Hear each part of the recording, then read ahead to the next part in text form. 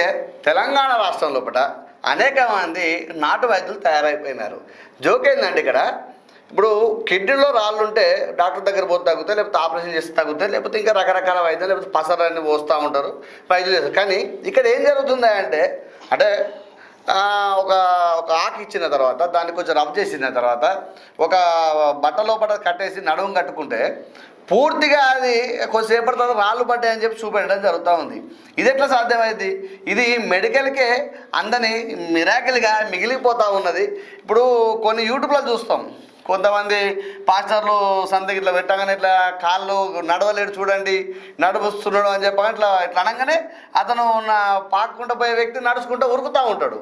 అట్నే ఇప్పుడు నాకు గుండె జబ్బు ఉండే గంట లోపల తగ్గిపోయింది అని చెప్తా ఉంటాడు. ఇలానే ఇదొక మిరాకిల్గా మిగిలిపోయి చరిత్రలు మిగిలిపోయేటట్టున్నది. వీరికి జాతీయ అంతర్జాతీయ అవార్డు కూడా ఇవ్వాలని మేము కోరుతా ఉన్నాం.